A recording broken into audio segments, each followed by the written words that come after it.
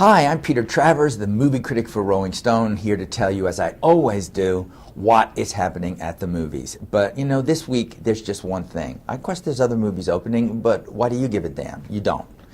The movie is Avatar. James Cameron has taken since 1997 to give us another feature movie, and Avatar, unlike Titanic, is in 3D. So you at home, I want you to join me in putting on your 3D glasses. Here we go. First question about Avatar is, how is the goddamn 3D? You know, is it worth it? Does it change the world? Was it worth 12 years of Jim Cameron's life to do this? No, I have to say that. It's not. It doesn't really change much of 3D, but it does take it another step forward. In other words, it gives it a depth of field that I haven't seen in 3D before. It's still a problem. Don't you do this too? I'll go like this and look at the screen, and then I'll come back and look at it like this.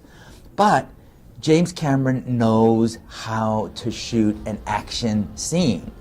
And look, I can't sit here and tell you the plot of Avatar because it's just like too complicated for its own good. But here are the basics. Sam Worthington is an ex-Marine. He's been crippled in battle, so he gets an assignment to go to a moon called Pandora, where these 10-foot-tall blue people called the Na'vi are. And they can't breathe our oxygen, so we can't send our soldiers there.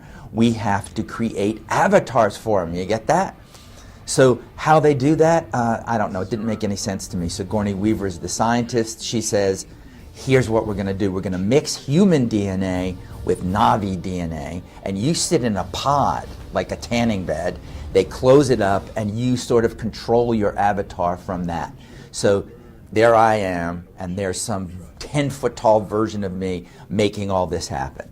The upshot of the plot is that the Na'vi are wonderful tree-hugging people. They do everything the right way. If they have to kill an animal for some reason, they feel sorry for it and pray over it, while we, humanity, are pieces of crap, as we always are in movies. And it's as simple as that. It's a cornball conception for a movie, and I can't make any excuses for it.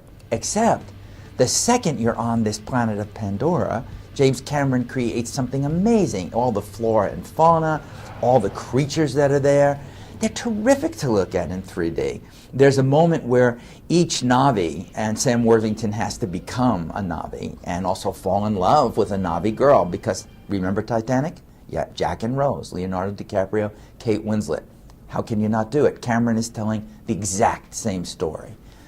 I never understood how you can have sex as an avatar. I think Cameron wanted to stay PG-13. They obviously do, these two people, but I don't know how it works, and I'm sort of curious, so maybe that's on the DVD. But look for the scene. The great scene is where you get a banshee. You have to go and find this flying gigantic bird, and the bird will absolutely commune with you, but first he has to try to kill you. And if you live, you get to fly all over these mountains with your banshee.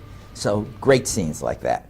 All right, I'm taking the 3D glasses off, you can take them off as well as home, to talk about things that just don't work. Why does James Cameron have to write the worst dialogue for a great filmmaker? I mean, he has a poet's eye, and yet he won't bring in a real writer. He just writes it himself. And so we're supposed to be deep into the future, and people are using phrases like shock and awe, let's fight terror with terror. Where are we? Why does he do this? It just doesn't make any sense. Cameron has given interviews where he says wonderful things about how the avatar represents the way we become in this nation. We are social networking all the time. We don't communicate with each other. We're always communicating through the avatars of Twitter or our blogs or whatever else is happening. No, you know, this movie isn't about that at all. It just looks like it's a semi-important subtext to add to it. Worst thing of all about Avatar is you're sitting there and you're watching this movie and you're feeling the tree-hugging message that world is about peace. And the most exciting scenes, which take up the last third of the movie, are all mass destruction. It's like humans, avatars against their own humanity, and there's rocket ships and there's people screaming and guns, and we're shooting each other. We will send them a message that this is our land.